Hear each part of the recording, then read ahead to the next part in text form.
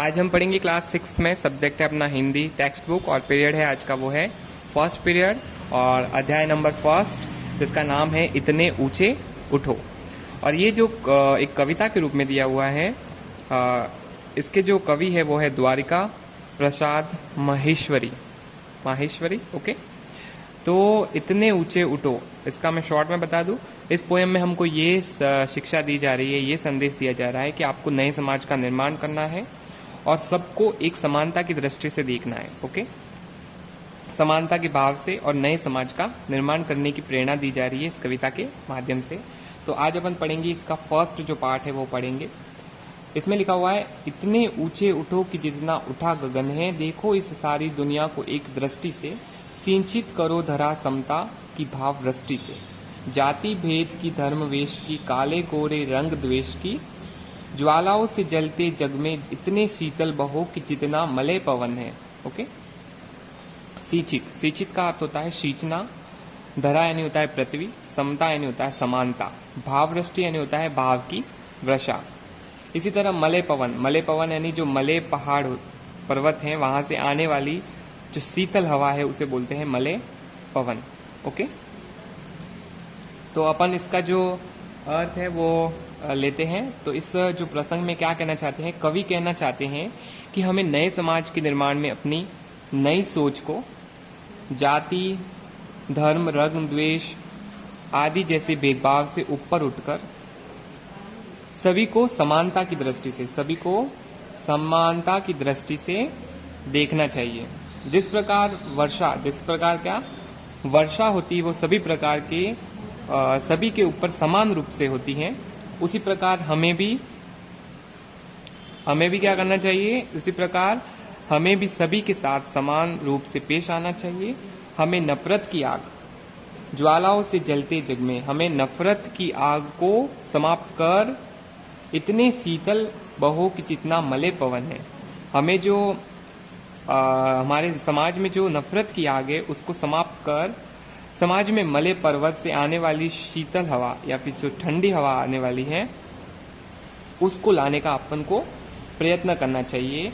तो इस प्रसंग में अपन को यही कहा गया है कि आपको नए समाज का निर्माण करना है और इसमें आप किस तरह से कर सकते हो, वो अपनी नई सोच से, जाति धर्म और रंग द्वेष के आधार पर जो जाति पाति का भेदभाव हो रहा है उसको आपको समाप्त करना है। ओके, और आपको सबको समान दृष्टि से देखना है। ओके, इसी तरह आपको ऐसा बनना है कि जो हमारे समाज में आज ज्वाला की तरह, आग की तरह जो नफरत फैली हुई है भेदभाव की और लोगों को जैसे ऊंचा नीचा दिखने की, तो उसको आपको समाप्त करना है। सबसे पहले ये शुरुआत आप खुद कर सकते हो और समाज में परिवर्तन ला सकते हो। मलय पर्वत आने वाली मतलब जो पर्वत से आने वाली जो ठंडी ठंडी हवा होती है, इसी तरह से आपको अपने समाज में ऐसी शांति और शिथिलता लानी है और इसका प्रयास करना है, इसका प्रयत्न करना है जिससे नए समाज का निर्माण हो सके। तो इस यहाँ तक अपन ने पढ़ा है। इसके अपन क्वेश्चन आंसर को देखते हैं। आपकी बुक्स में पेज नंबर 6 पे दिए हुए हैं।